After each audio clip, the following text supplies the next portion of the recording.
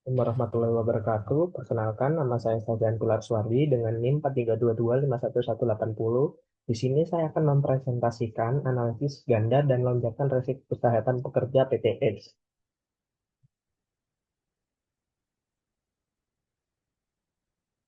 Yang pertama, di sini terdapat tiga penyakit utama yang akan saya bahas. Yang pertama terdapat kebisingan, yaitu gangguan pendengaran akibat paparan suara mesin intensitas tinggi. Yang kedua terdapat low back pain, cedera atau nyeri punggung bawah akibat beban fisik dan postur. Dan yang terakhir terdapat hipertensi, yaitu tekanan darah tinggi yang dipicu oleh faktor metabolik dan usia. Nah, di sini terdapat efek ganda usia tua dan overweight pada hipertensi. Di sini dapat kita lihat jika pekerja berusia di atas 50, maka potensi dia terkena hipertensi adalah di angka 31%.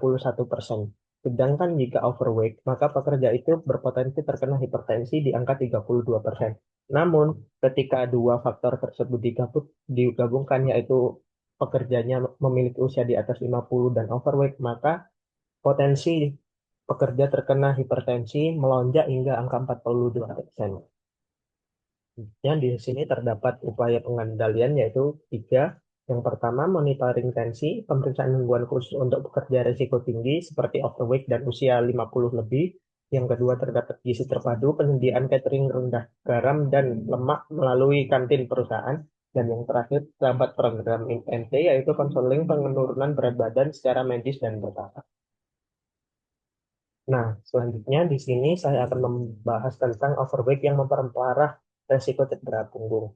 Di sini dapat kita ketahui kalau dia itu posisi bekerjanya di bagian kantor yang tidak melibatkan aktivitas fisik dan tidak overweight, maka resiko terkena cedera punggungnya bisa menyentuh angka 0%. Sedangkan jika dia pekerja kantor dan normal itu mencapai 15%. Nah, untuk yang pekerjaan fisik sendiri dan fisiknya masih normal, pekerja tersebut masih mendapatkan potensi di angka 30,4%. Dan yang terakhir, jika pekerjaan orang itu mengandalkan fisik dan pekerja tersebut overweight, maka angkanya bisa melonjak hingga 44%. Nah, di sini saya akan menjelaskan tentang strategi pengendalian cedera punggung. Yang pertama terdapat bantuan mekanik. Nah, untuk bantuan mekanik sendiri ini termasuk ke dalam engineering control, yaitu dengan cara pengadaan troli atau forklift untuk beban di atas 15 kilo guna meminimalkan beban punggung. Yang kedua, terdapat pelatihan ergonomi, edukasi teknik angkat beban yang benar dengan menggunakan tumpuan kaki, dan melakukan perenggangan secara berkala. Dan yang terakhir, terdapat rotasi pekerjaan yang dimana itu adalah termasuk di administratif kontrol, yaitu membatasi durasi tugas berat harian melalui sistem rotasi ke area kerja yang non-fisik. Nah, di sini terdapat paparan kebisingan dan usia memicu resiko tertinggi.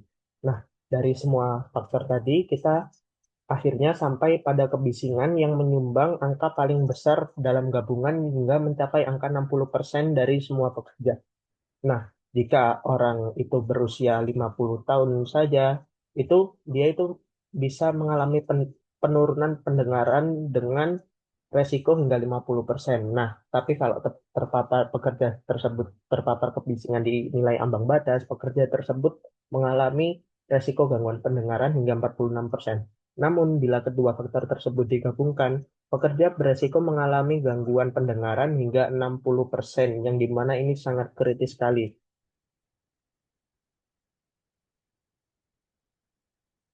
Nah, terakhir untuk proteksi pendengaran, di sini kita bisa dengan menyediakan APD seperti earplug, earmuff, dan NRR atau noise reduction rating yang memadai. Dua, terdapat audiometri berkala untuk tes fungsi pendengaran setiap 6-12 bulan untuk mendeteksi dini gejala penurunan pendengaran. Dan yang terakhir, rekayasa lingkungan seperti pemasangan peredam suara pada mesin bising dan pembatasan durasi paparan yang sesuai dengan NAB yaitu 8 jam per hari dan tidak boleh melebihi NAB. Nah, di sini saya memiliki rekomendasi strategis untuk perusahaan, yaitu rotasi pekerja lanjut, yang mewajibkan melakukan pemindahan pekerja usia 50 ke atas dari area yang bising atau memerlukan pekerjaan fisik tinggi ke area yang lebih aman, seperti bagian administrasi atau kontrol. Yang kedua, terdapat intervensi metabolik, yaitu program penurunan berat badan terpadu dan pemantauan tekanan darah rutin untuk menurunkan angka hipertensi. Selanjutnya, terdapat evaluasi kebugaran, yaitu menyesuaikan jenis olahraga bagi pekerja overweight.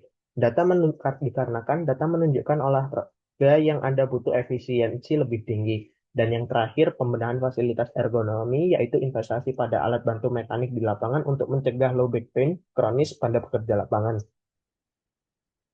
Sekian dari saya. Bila ada salah atau kurang, saya mohon maaf. Wassalamualaikum warahmatullahi wabarakatuh.